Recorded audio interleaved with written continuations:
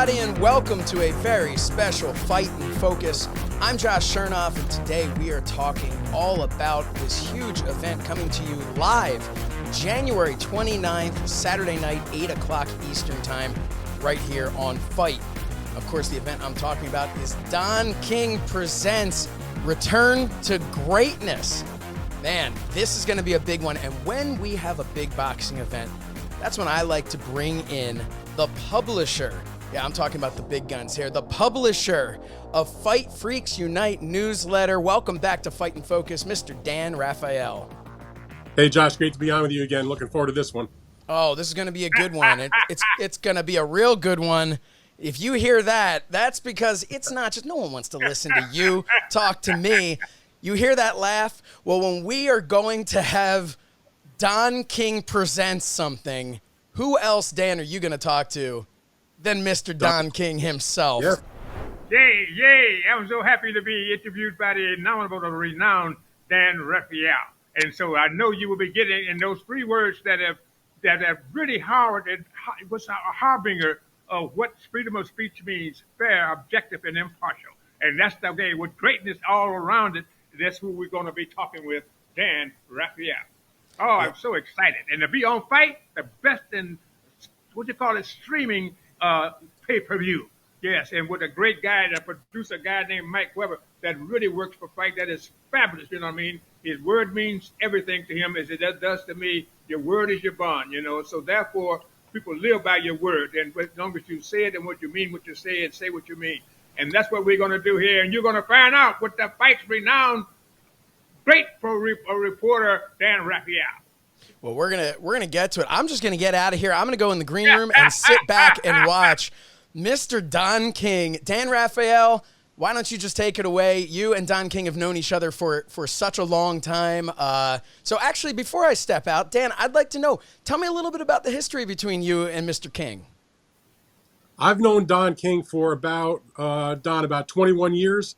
I've been covering boxing for that long. I've covered many of Don's biggest fights, many of the heavyweight fights with Evander Holyfield, big fights with Tito Trinidad, Bernard Hopkins, plenty of major fights. The times when he was involved with big Zab Judah fights. The Mayweather fight is a very memorable one for me, for example. Ricardo Mayorga was in some big fights that Don promoted. Rockman. I mean, we could sit here all day long. We traveled all over the country covering big Don King events. And, I don't know, Don, we haven't always seen eye to eye and everything, but I think overall for the 20 years, we've always gotten along pretty darn well. I respect Don. I think Don respects me. I'll tell you one funny story. I remember one time very at the beginning of my boxing career, we were in the press room at the Fernando Vargas Felix Trinidad fight, one of the very biggest fights of that time. This is back in Don, 2000, I believe it was. I said to Don, Don was holding court with some of the reporters like he would like to do during the fight week. I said, Don, how much money do you have? I was kind of goofing around with him. And he looked at me and he didn't miss a beat. He says, Dan, my man, if you know how much you got, you ain't got enough. Wow. Well, there you have it. If you count it, you ain't got nothing. So at this time, I'm going to step out, like I said before, because I want the two of you, colleagues and old friends, to be able to sit and talk about this incredible event that is coming to you Saturday night, January 29th, 8 o'clock Eastern Time, live on FITE. It's a return to greatness, and I want to hear all about it from Dan Rafael and Mr. Don King. Take it away, gentlemen. All right, Don, it's great to talk to you again. We haven't done an interview like this for a long time, so I'm looking forward to hearing your thoughts about your event on January 29th and maybe about a few other things in the world of boxing. But I wanted to start off and ask you, this fight on January 29th is your first boxing promotion since last January 29th on a card where Trevor Bryan knocked out Bermain Stavern in his WBA regular title defense. And I just wondered, that fight, because of COVID, you weren't even able to attend the fight. But this fight is the first one you're going to go. You've got several fights on the show. That card just had a few fights. We're also going to be able to have fans at this card where it was a closed situation because of COVID last January. Just tell me your feelings about finally being back, promoting a card, with a bunch of fights and back among the people. I feel so good, Dan, because many people say being back, I just took a moment of respite. And a moment of respite, you can see what what happened to the rest of the guys who are out there promoting and letting boxing go into the doldrums and let it go into the back door. And that's why when I say return to greatness, the great star of greatness is opportunity. And so I'm putting on 6 title fights, and the 6 winners of these will be opportunity for them, their name of gaining fame, acclaim, and affluence, and to be future greatness of the great sport of boxing. And so that's what I'm putting into Packard Hall in Warren, Ohio on January 29th, when the public gets an opportunity to see 2 world championship fights, and Trevor Bryant and Jonathan Guidry, and both of them undefeated. Trevor 21-0, Guidry 17-0. And so then you got Makabu. Makabu is the crown champion, the WBC of the world crown champion, as the cruiserweight champion of the world, taking on one of his fellow homemates out in Africa with the silver belt, the #1 contender. He will be fighting to try to take that title away from Makabu, and that's Mchuchu, you know what I mean, Tabisco Mchuchu. So this is something that's going to be quite exciting. And then you have 4 NABA titles. That's the North American Association of Boxing Champions, which comprise the countries of United States of America, Puerto Rico, Viva Puerto Rico, and you have Mexico, Viva Mexico, and you have Canada, Viva Canada. So you're going to have all these champions, but all these 6 names will now, yesterday's nobodies, will become tomorrow's somebody.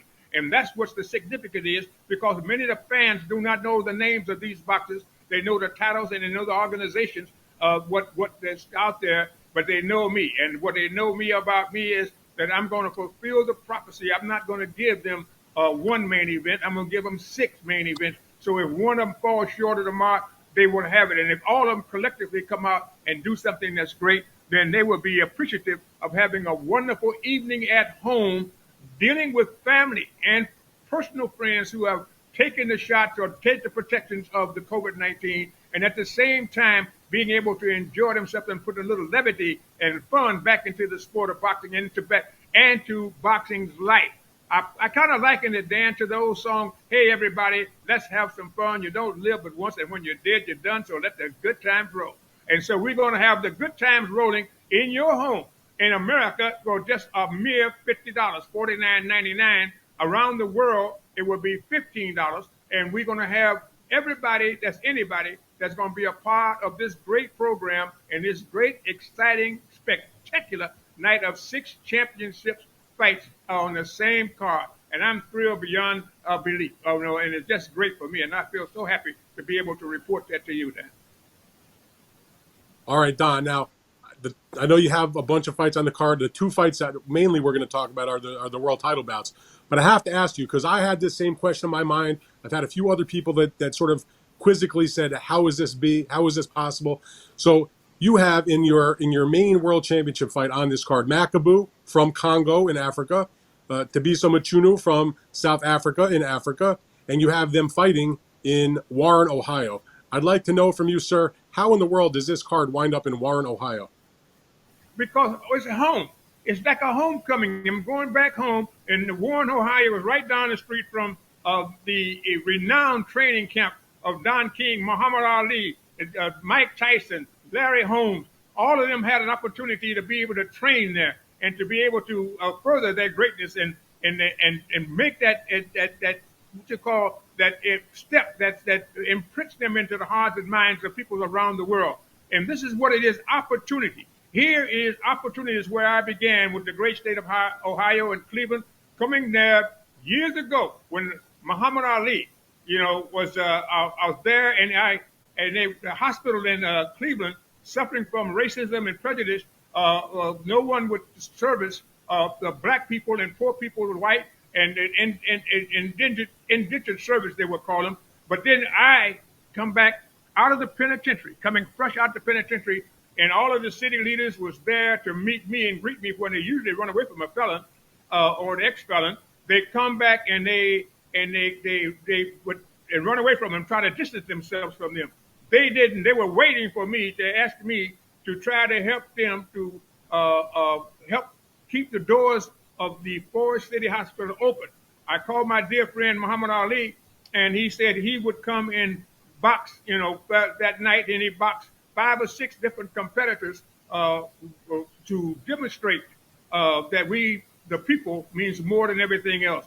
I become a promoter of the people, by the people, and for the people, and my magic lies in my people ties. And what we did was working together. We put that hospital on the map, and we had a good year, and all the rest of the great sponsors that came in and supported the event, and that put me in boxing. I started with my first fighter was Muhammad Ali, and I never left the top. I just took a moment of respite, and we seen what the doldrums coming, because all the promoters are looking for TV audiences, networks, I should say, so they can get the biggest fee and whatever they can get a claim for the money. It's not the money with me. It's about the people. The people are the most important. They are my most important assets. And so I deal with people on that basis, that for the love of the people. And Muhammad Ali demonstrated that as we grew together, and I began to promote him to let people know that Muhammad Ali, no one can say how really truly great he is, because at the height of his career, he was suspended for 4 years while they convicted him and said that he was un-American, and that he should not be able to fight anymore because he would not take that step and to go into the services of the United States. Ali said he was a conscientious objector, and that his religion forbade him to go there. And God knows this is one of the greatest countries in the world. The Supreme Court of the United States substantiated that, and it reversed that decision on Muhammad. But Muhammad was facing 5 years in the penitentiary and the loss of his career, but he stood up for the people. And so standing up for the people is what my whole forte has been as my history of boxing, working for a better America. And so we are doing that now, and giving the star is opportunity, because many people don't even know the names of none of these champions that are out there that's fighting. And the champions have not been declared yet because they are fighting for the titles of this organization, well, Don, the North American Boxing Association. That's what I want to talk to you about. And those world titles. So look, Muhammad Ali is not on the card. I want to talk to you about the fights on the card. So your main event. Yes, I hear you. And the fights on the card are the real stars, because the real stars is giving the person the opportunity to become a star. Yesterday's nobodies is tomorrow's somebody's. And it wouldn't be no Muhammad Ali. It would not be no Joe Louis. It would not be no Tyson. It would not be no Larry Holmes, who I consider a son, who come out with that jab that he had, that's a fabulous jab. They call him the Eastern Assassin. And he was the guy that went in with the arm hurt and fought no matter what way it go. And he come out there and won that title. And it was against Ken Norton. And it was one of the most amazing things you've ever seen. So, but given opportunity, without opportunity, he would have never got there. So what I'm promoting here is the people, as showing and indicating to every one of you that's in America that's going to read Brendan for like Big Dan's column, that yes, you can, when everyone else says no, you can't. If you have faith in God, you have the confidence, the conviction, the determination to work hard and dedicate yourself to what you dream and what you wish to be, you can be that. And so this is what we're demonstrating. Yesterday's nobodies will become tomorrow's somebody. And the theme is yesterday, today, and tomorrow.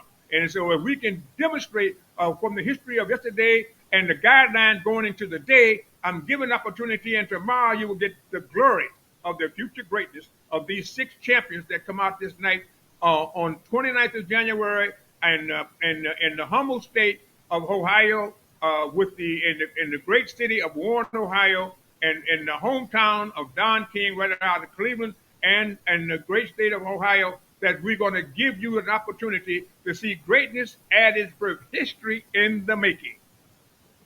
All right, Don. Now we're going to get to the fights.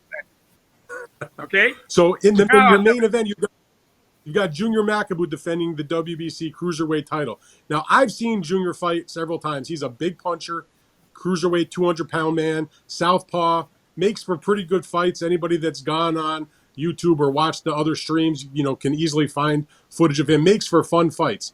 But I wonder if you could tell the people what you see in Junior Makabu, one of the guys that you promote.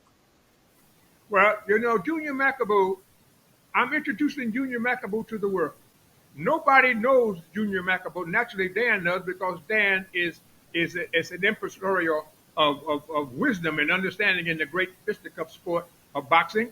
And so, but now the world will know him. He's a southpaw, a great puncher, a great fighter, and but he's meeting another southpaw. You know what I mean? And they have met before. You know what I mean? And so it's going to be a super situation of redemption if Mchuchu can win, and it'll be a substantiation of history in the making if Makabu can win. So you're going to have a great fight, and it's going to be whoever wants it the most is the one that will be derive the victory on that night. So what we want is everyone to be tuned in, and around the world, it's only going to be $15, $14.99. And in America, it's going to be the price at Fight Night, which is the great company that Dan is now being the impresario of and the reporter of. Fight TV is going to be carrying it in the United States for $49.99 and for Canada $39.99. So, but for an evening of boxing at home in America, you can't beat it with an egg beater. You got to be able to deal with what is real. And so you're going to have that fight that's going to be the co-main event of this great, and it's a WBC, the World Boxing Council that has 170 some countries plus, and then you're going to have the WBA heavyweight champion of the world, Trevor Bryan, who you know, who won the title a year ago on the 29th, the same day, you know, against Bermain Stamain in an 11-round knockout or TKO, and it was something kind of different, as we say in the ghetto, the language of the ghetto. It's something kind of different, SKD. All right, so now he's going to be known. Now they're going to know who Trevor Bryan is if he can come through against another undefeated fighter from Egypt via New York. We're going to get to that fight. We're going to get to that fight. Let's stick with we're going to get to the heavyweight fight. Let's stay with the cruiserweight. Okay, well, all right. So now you got a great cruiserweight fight, and we're going to be out there demonstrating to you what will be boxing at its best and history in the making. So you mentioned Makabu and Mchuchu. Makabu has been a champion for a little while now, but Makabu, he has a victory against Mchuchu from a few years ago. Mchuchu has lost a few fights along the way, but he's competed very well against the top guys in the cruiserweight division. A few years ago, a fight I was at, in Los Angeles, he gave Alexander Usyk, who's now a unified heavyweight champion, with a former undisputed cruiserweight champion, gave him a very solid fight. I wonder, what do you think is the mentality of Mchuchu going into this fight, trying to get revenge for the loss and to win the title, and then likewise for Makabu, a guy he already beat and maybe not as motivated to fight the guy again? Well, you answered it right there for the fans, and let the word go forth to friend and for life. Mchuchu wants revenge, but he wants to re-establish himself as the capable fighter that he is, and he is hungry to beat the title, because the winner of this fight will be fighting, hopefully, Saul Canelo, who is a superstar who is seeking to get the cruiserweight championship, and Canelo has called out Makabu, the champion. So he's called out the champion at the WBC convention that he wants to fight Makabu, predicated upon Makabu being the winner. So it's going to be a multi-mega million-dollar fight, and Canelo, hopefully, for the winner of this fight. So naturally, Mchuchu wants to make certain that he has the qualifications to be able to win this fight, to be able to get those multi-millions, fighting the Mexican great hero that's had middleweight and light heavyweight and won several titles all the way down the line, Saul Canelo. And it's just and I'm a promoter of Mexico, Viva Mexico, because mi casa, su casa, and so I deal with the Mexican people as one of my own, because it thrills me with a great man named Jose Suleiman, who and I worked together to change boxing, bringing in the safety and doctors at the fight, and to making them taking it from 15 rounds to 12 rounds, and working together and bringing everybody together so that if anybody gets hurt, they'll have somebody there to take care of them. So Suleiman is you can never find anyone greater than him, and his name lives right now as champion emeritus in the WBC. And so I think that the WBC is renowned, and what we're going to have is a great event with Makabu. And so we're going to look forward to if Makabu's the winner, he's going to be fighting hopefully Canelo. And if Machuchu was the winner, he's gonna hopefully fight Canelo. That gives it a lot of luster, and everybody is trying to knock Canelo off the card. In fact, Canelo was invited, but I know with this snow that we're gonna have in Ohio, I can't blame him for saying he don't think he might make it. But he certainly will be there. We're watching it on the screen, on the scene, wherever he may be. Say he may be in Las Vegas. But whatever he does, he called out Makabu.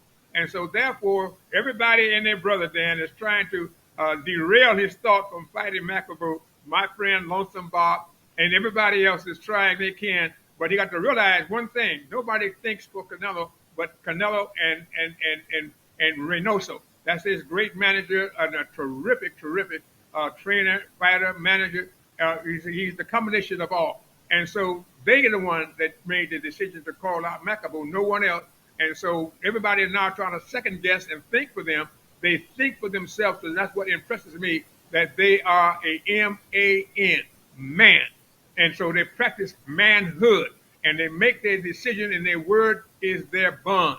And this is what makes me feel good, because I live with my word and my faith in God, my Lord and Savior. My Lord and Savior is Jesus Christ, whom I trust and I lean on, to give me the blessings of survival after being bombed, shot, stabbed, and put into the penitentiary.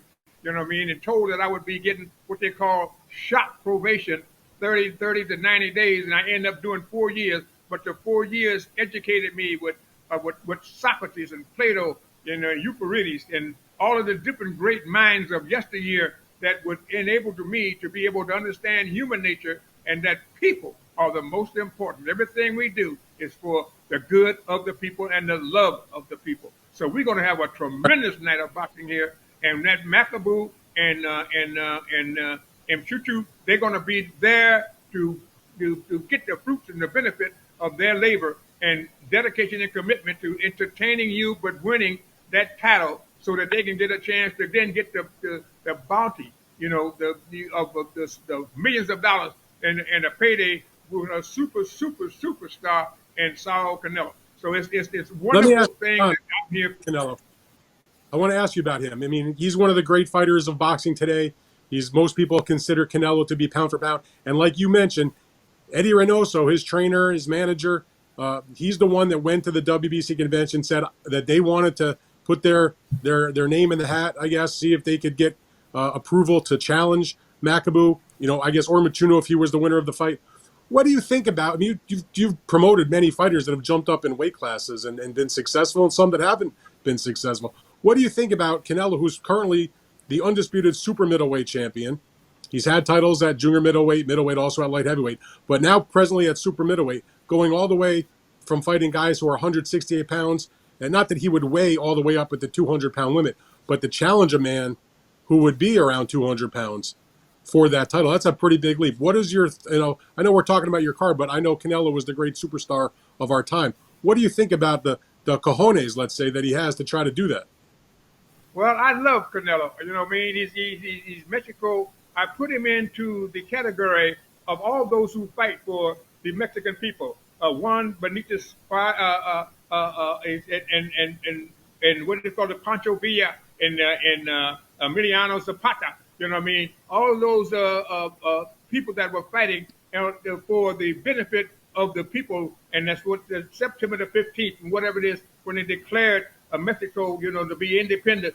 And so what Canelo is doing in the promoter of Mexico has been me. And so therefore, I love him and love what he's doing. And the only thing that's ever missed is that he and I, to Mexican, mucho gracias por su apoyo, te quiero mucho el pueblo. That is what pulls us together. And I think he's a fabulous fighter. And if you recall, then, it used to be light heavyweight, which he took. He won the light heavyweight title too.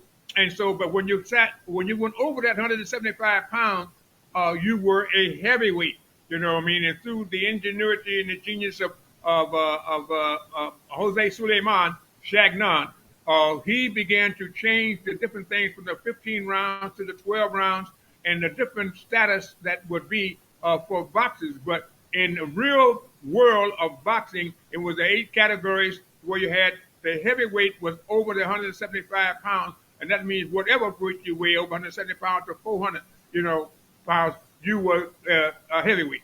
And so what they have done is they put different classifications to it. But the fight is, I like Canelo because he looked at it as when he won the light heavyweight title, he's now after the heavyweight title, when they call it now the cruiserweight, which is a 200-pound limit.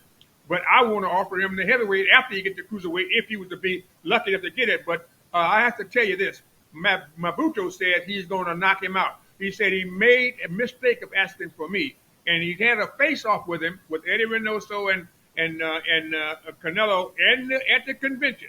He faced him and he told him, he said, you chose, and I know you done analyzed, and you done put yourself together with making the decision to fight me. He said, but that's the biggest mistake you ever made. He said, because I'm knocking you out. And so Makabu has no doubt in his mind that he's going to be the one that will stop the greatness of Canelo. And so that's going to portend, it's a harbinger of the greatness to come, history in the making. So I'm really excited about it. All right, well, you're getting me excited about that too, the notion of Canelo fighting Makabu. But let's turn to the big guys. Let's get to the heavyweights. I know you have a lot of experience. You've been promoting fights a long time, but you've probably made your biggest name, frankly, is promoting these great heavyweight championship fights and other heavyweight fights over the years. When it comes to Trevor Bryan, again, not a guy that's the most well-known in the world, hasn't had a lot of screen time, but I think probably the biggest reason that people aren't really that aware of him, even though he's an undefeated guy, has the WBA secondary title, and he looked good against Deverne in the fight that was we talked about, that was last January. But, and I went back and looked up his record because I couldn't remember exactly how long it had been, but since 2017, the end of 2017, Trevor Bryan has only had 3 fights. And I'm like, why in the world is he so inactive? I mean, part of it, I guess, is the politics of the second tier title with the WBA. But what's your explanation for such a lack of activity for a guy, that maybe has a chance to do something in the heavyweight division? Well, Dan, I'm glad you say that. That only you could have come up with an ingenious question such as that. The reason that he was inactive is because the laws and regulations of the WBA, if you are a mandatory challenger or you are fighting as an interim champion, you cannot fight of no one else until you fulfill that prophecy of the mandatory. And so what it is, he was held back. He would have fought every month, but he couldn't fight. He couldn't fight because of the WBA rules. Hold on, there's somebody is trying to reach me, Dan. It's from all over the world. Please get this thing out of here. Where did it go? Where did that? Anyway, that shows you the popularity of what it is here. We're talking about this fight. And so what we do now is to let everybody know that the reason that Trevor Bryan ain't more known than he would have been is because he couldn't, by the law of the WBA, he could not participate in any combat without fulfilling the rules and regulations of the WBA. And so when he fought for the interim championship, he won the bout in B.J. Flores. He won the fight by knocking out B.J. Flores. Then he came back. He couldn't fight because he had a guy named Shah, who was the champion in recess, who had not fought in close to 4 years. And he won the title in November in 2017. All right. So in 2017, winning the title, he never defended it at all. And so what happens is when he won the title at the interim title, in the absence of Shah, Shah made up a lot of stories and different things after signing a contract with me and getting a $10,000 advance. And he made up the stories that made me the culprit and the villain, but what they usually do to black people anyway. That's why I keep fighting this system of racism and the ideology of white supremacy, because I understand that we're to blame for everything that goes wrong when you're doing it the same as they're doing right now with the COVID. Is the top narrative story of today. And so they're telling the blacks don't take the shot. And then when they don't take the shot, then they're going to blame him for anything that derives from not taking a shot, that they're going to be to blame for it. And if the blacks got to stop being gullible and stop being where they just go and follow and give their vote away without any type of reasonable benefit to their community and their substantiation to be included. And because they're one of the left out, the white woman and the black whole nation is left out of the Constitution. And so we got to be able to put them back, including in the Constitution, and fight the system, the cause, not the effects. We treat the effect and not the cause. And so Trevor has been a victim of that, but Trevor is a dreamer. And he said, Trevor, Team Bryant, they made the decision that they're going to make the dream come true. So now he is the world's champion. And as being the world's champion, he's ready to take on Joshua, Tyson Fury, and any one of them, and maybe fight them both in the same night. But the idea is Trevor is there, and he's ready to fight anyone and everyone to make things happen to get it. And so this is a star opportunity for Trevor now in his defense of his title against another undefeated fighter for John Guitry out of Louisiana. You know what I mean? Which it gives me an opportunity again to dedicate and commit a salute to Lloyd Price. Lordy, Miss Claudie, personality, staggerly, I'm going to get married, one hit after another, which introduced rock and roll and bringing music there and music and rhythm in our business. So now Louisiana has something to go out and work about with a guy named Guitry that's coming out to try to make his thing, his history in trying to defeat the dreamer, Trevor Bryant. So I'm excited. This is one of the greatest cards that I put together, not from the category of the history-making Tysons and the Arleys and the Foremans and the Fraziers, but from those who got the opportunity, because none of them would have happened if they didn't get the opportunity. So opportunity stands now naked before all the world and the stars in glory to give them the chance to prove themselves. Yesterday only in America, Don. Only tomorrow's somebody. Oh, I'm so happy, Dan. This is America, the greatest nation in the world. All right, I have to ask you, you mentioned about the situation with Manuel Shar. He couldn't fight or wouldn't fight or whatever the particulars were. I know there's a lawsuit going on with that, but let's stick to what's actually taking place. So Trevor Bryant was supposed to fight Shar. That is not happening. So he needs a new opponent. Jonathan Guidry was on this undercard when you first announced it. I have to be honest, Don. I mean, I follow boxing very, very closely. I have to confess I had never heard of Jonathan Guidry until I saw that he was going to be on this card, and then later when he was elevated into the fight against Trevor Bryant. I wonder, what is it about Jonathan Guidry that makes you think that this man, without a deep resume, let's be honest, not a well-known guy, has an undefeated record, fair enough, but what is it that makes you think that he has what it takes to defeat a more experienced guy like a Trevor Bryant with a better resume, obviously, and to maybe change his life with a victory? Well, that is the whole essence of this card. Given the opportunity for him to get the opportunity to do this, he will be a practitioner demonstrating to all the world that everyone says, no, you can't. I repeat, yes, I can. And so this is what the dreamer did. Don't forget, nobody knew anything about Trevor, and little do they know about him now. So they got to find out that this dreamer is ready to say, my dream is going to come true. I'm better than any one of them out there, and I'm willing to put my title on the line to make sure that it happens. You got a guy who's I love, and I think he's fabulous, is Tyson Fury. Tyson Fury was the champion. He went astray listening to all the gossip and things that's out the street and all the yield not to temptation and got involved in drugs and everything else. He never lost, but he gave up the championship boxing.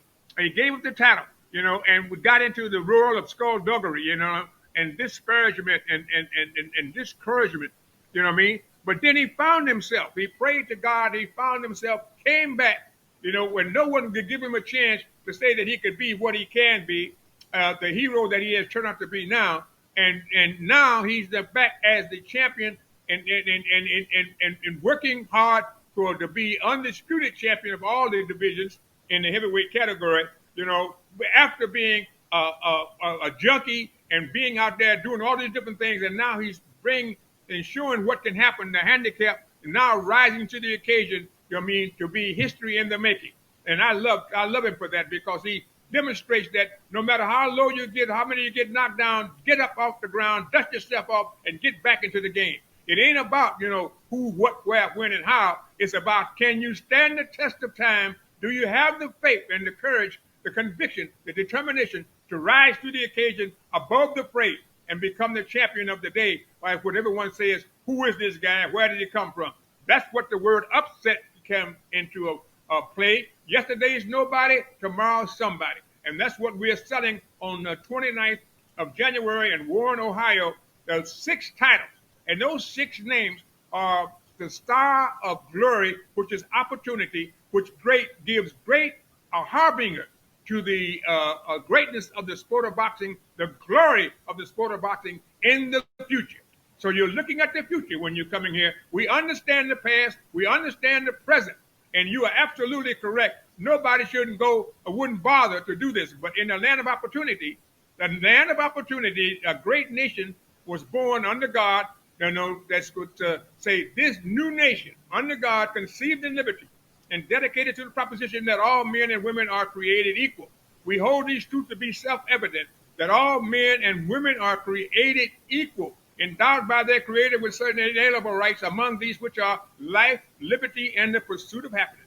And so you see history in the making. I hear a voice echoing in the chamber say, as for what course others may take, I know not. But as for me, give me liberty or give me death. And this is what we're talking about. We are living the American dream, and we are living the action being made and history being made. While it's being made, not talking about it or wishing for it, we are putting it out there. We're living it. And so therefore, this is going to be a supercard because this is the American way. It's one land, indivisible, with liberty and justice for all. Let's fulfill the prophecy by these nobodies and nobodies who know who they are. When you walk up and they say, looky here, here's Tyson. Look at Larry Holmes, one of the most phenomenal fighters in the world. I want to get a little bit more heavyweight. And he got snowed under because of a guy named Muhammad Ali. But now he's back on himself. Everybody knows how great he is. So, Dan, you are absolutely correct. That's what makes you such a fabulous reporter, because you know what to touch in the heart of the question to let the people know that we're not trying to dupe you or play a trickeration or some type of a super dapper thing that you're going to try to do something. No, we're giving you what we have been preaching in this nation from its historical beginning.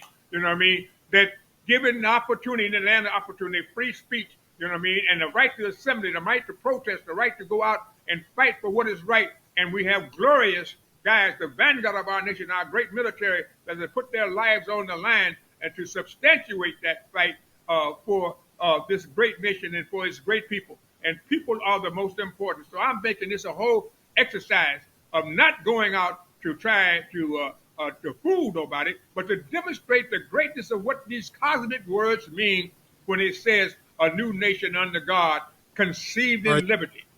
And so equality and dedication and commitment. Oh, I'm excited. We got the history lesson. We're talking boxing, my man. We're talking boxing. Here's the thing. I got a couple more questions. Try to get through these. The winner of, we know we talked about the winner of Makabu Machunu maybe be in line for Canelo Alvarez. The winner of your heavyweight fight between Trevor Bryan and Guidry is going to be mandated by the WBA to fight the top contender from the UK, the big puncher, Daniel Dubois. And I was wondering what your thoughts about doing that fight, because that's a big fight in the UK for the winner of this Trevor Bryan, Jonathan Guidry fight. What do you think about doing that kind of fight? Maybe going to the UK, maybe working with your old pal Frank Warren again. That seems to be a pretty interesting fight to go and do something. I love the UK, and I love the people of the UK. I can never forget a guy named Winston Spencer Churchill. You know what I mean? A guy who come to us and Franklin Delano Roosevelt and got him to join in into the war against racism at its personification with a guy named Adolf Hitler, who were over 700 million, whatever it is, people that 70 lives that were lost, and inclusive of 6 million Jews. You know, that anti-Semitism was put forefront, but it was all done legally by law, because Hitler seen when he went to jail how that he had to be able to deal with what was real by law. So the law could be unjust. It could be not what it's supposed to be, but it's the law. And so what you got here right now is the opportunity for Trevor to win, and his mandate will be not the boys, which I would take me and Frank and get together right now and do some. It would be Yusuf. That's the mandatory that he would have to go fight Yusuf, But what he's opening the door to, he's opening the door to anybody and everybody, whosoever will let him come, to be able to fight for that title because he wants to prove to the world that he's the greatest of them all. And it's going to take only getting the opportunity to fight a guy named Tyson Fury or to fight Joshua. More so, Tyson Fury stands supreme because Joshua has gotten beat now, and he's trying to get a return match, with the guy who beat him, and Deontay Wilder, and all of the rest of them that's there. So he's got his doors is open. And with Dubois, he's another one that came from nowhere, but knowing Frank Warren, giving him an opportunity in the land of opportunity in the UK, and he got to win it. But we will go anywhere, any place, any time to fight for the people. And we are fighting for the people and the people's rights. And when we go in there, everything we do is a part of our process of life and living up to those wonderful cosmic words of liberty, equality, freedom, justice. And justice, Martin Luther King said, injustice anywhere is a threat to justice everywhere. And the moral arc of justice bends toward righteousness. That means that we must share the power. We got to be able to deal with what is real and take this racism and hatred out and put in love and wisdom and understanding. And if we could do with love what the system has done with hate, we would have a wonderful world. And I'm so excited about being able to demonstrate what home means and homecoming means when we go in there on the 29th of January, when 6 title fights goes off and 6 champions will emerge. And all of those champions will be contenders under the top 5 of the World Organization rankings. But they'll be open for the public now to review. And when they challenge, they will have to be heard of whoever that fighter that may be in whatever category that their weight is in. And so we will have them NBA North American Boxing Association champions challenging the middleweight crown, challenging the cruiserweight crown, challenging the welterweight crown. And it's just going to be a great situation of boxing. So the fans are getting something, and what you're bringing out is the edification and the education of what we're trying to do in emulating what America stands for: freedom, justice, equality, and peace. This is what we got to deal with, and we're going to demonstrate it. And each one of these fighters will be striking a blow against injustice, striking a blow of upward mobility and elevation, striking a blow to say that America is truly the greatest nation in the world, even though we don't live up to it. We are still a racist nation according to our system. But it's for reporters like you that knows what freedom of speech means and knows the 3 magic words of journalism: fair, objective, and impartial, and that's willing to stand up and fight for it and write for it. That's what makes it great. And that's why I'm so happy, thrilled, and honored to be interviewed by you, Dan Rafael. Thank you, Don. We've had a little bit of a history lesson, a little preaching, a little boxing, and now we have coming up January 29th, you've got your cruiserweight title fight with Junior Makabu against Tabisa Michuno in a rematch. You have the WBA's regular heavyweight title match between Trevor Bryan and Jonathan Guidry. And in your home neck of the woods in Ohio, Don, I can't thank you enough for taking the time to talk with me today. I'm going to turn it back over to my friend Josh Chernoff to close this thing up. But good luck with the show. I will be watching. Thank you, Dan. I wish you could be there live and in person. But if you can't travel around with this COVID thing going down, it's done changed the lives of all the Americans and the world. But the fact of the matter is we can't allow that to happen because it's just another narrative. If we Americans, black and white alike, brown, yellow, whatever they may be judged by the character rather than by the color of the skin, as Martin Luther King would say, we can rise to the occasion to defeat this. But it should not be able to determine our lives. And we have weak leadership where the leaders say one thing, that you should do this, that, and other, and then they demand it in a dictatorial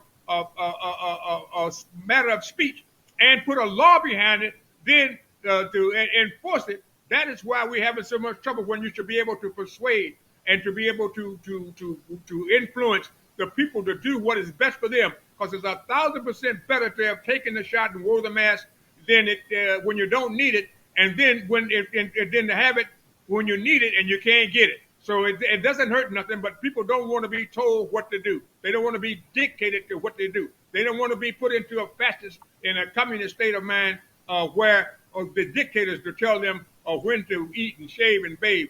They got to be able to deal with what they feel freedom of speech means. And so now with a distinguished reporter like yourself that can delineate and put in words what the difference is and what we are talking about, and to go out and to fight the cause and not the effects of the cause. And then we can be able to move forward together in unity, solidarity, and togetherness, and we shall overcome. Victory, victory, hear my cry, VICTORY. We can do it together, and working together works. Thank you. Thank you, There's a lot to unpack there, but Mr. Don King, you know where there isn't going to be weak leadership? When Don King presents this fight that comes to you live at 8 o'clock, January 29th, right here on FITE. Return to greatness for Don King. Yes? Josh, let me interrupt. Please. Josh, it's not going to be 8 o'clock. It's going to be 7 o'clock, because what we did, we added those extra title fights on. But you tune in to DonKing.com or I247, or DonKingBoxing.com, and you can get it, because we don't want no confusion about it. I can't get the money. I can't, like they did on last year, where they ordered the fight, they got confused, they couldn't get it. Those were the little deprecating guys that were there, the little what they call it, taking away the glory of our great country away, and backstabbing and undermining. And so I made that national anthem of that. They smile in your face when all the time they want to take your place, the backstabber. And so we got the backstabbing cries that are right now working against us. So we want everybody to know that the greatest pay-per-view provider is FITE TV. And FITE TV with a guy named Mike Weber is super, super extraordinary and doing this here. But in the same time, he's giving you history in the making. We want you to have 6 title fights, and every one of them to be seen live and in living color on Fight Night that way there. And whoever the winner of these 6 fights will be, there will be tomorrow's star of glory for the greatness of tomorrow. And we're going to be there with Fight Night, which is one of the greatest of all times. And I love Mike Weber. And now, Josh, I got you. You're a member of the family, as I said in the earlier, So we're going to demonstrate, to what people really want to see, something that is exciting, something that would take their minds momentarily off of this pandemic that Satan has heaped upon us, And what we got to do is to take the Lord and trust in him and have faith in him to remove it. But we can't remove it, but by being together, because we can't have leaders that say, we tell you to do this, and then you see them at parties and drinking and having a glass of wine and whatever they're going to do. And so they're telling us that we do it, what we want to do, but you do what we tell you to do. And that's what is more the anger of and the desire of freedom that makes people fight and results, but they be hurting themselves. That's the magic of this phenomenal system, to be able to have the power to change your mind, to do what they call deceitful manipulation of language, to be able to use all the elements of racism to divide and conquer and make us become villains and fighting each other, and to make the villains become the criminals. So we're going to demonstrate in this fight is going to be a fight for the standing up of freedom, justice, and equality. And we're going to be showing everybody on Fight Night, on FITE TV, what it really means around the world, not just here at home in my country, 'tis of these sweet land of liberty. We're going to make us live up to it, because we're living in a lie, and we are a racist nation. But we're going to change it, because those cosmic words that were put out there that said to everyone in the world that this is the lamp of freedom that's burning here, and that we shall overcome, and overcome we shall do. So I'm happy, Josh, to have you and to have Fight Night there. That is a major, major blow for the betterment of the world, and a great, great blow for the betterment of America. So God bless you, Josh. God bless that dynamic radish you got on you, and Dan Rafael. I can't find the words to describe and depict the honor, the integrity, the quality of this young man, and his ability and capability to write, and to write the truth. And William Cullen Bryant said the truth crushed to earth will rise again. And Thomas Carlyle says no lie can live forever. So Fight Night will be on January 29th, right here in Ohio, at the Packard Music Hall. And we will have a sellout crowd and but more importantly, to give you the opportunity to enjoy and have some fun at home with your family and your personal friends for a mere $50. And I want you to know that I love you for that, because the lesson learned is history in the making. And I'm so blessed to be an American, and I love this nation. This is the greatest country in the world. Now let us make the lie come true. Let us deal with it as it's real and do history in the making and make those words and those iconic words to come true in fruition, where everyone can work together, as Martin Luther King said, of the judgment of the character and heart rather than the pigmentation of the skin. God bless you, only in America, and we shall overcome, as Lyndon Baines Johnson said. It was unreal. So we're going to work, man. Fight Night, Josh, is yours, and you guys are the fabulous one that's bringing the freedom journey to all the people around the world, and you're doing it in grand style and great aplomb. Thank you so much, Josh. Well, thank you very much, ladies and gentlemen. For Don King and Dan Rafael, I'm Josh Chernoff. Thank you for joining us on Fight and Focus, and join us on January 29th right here on Fight.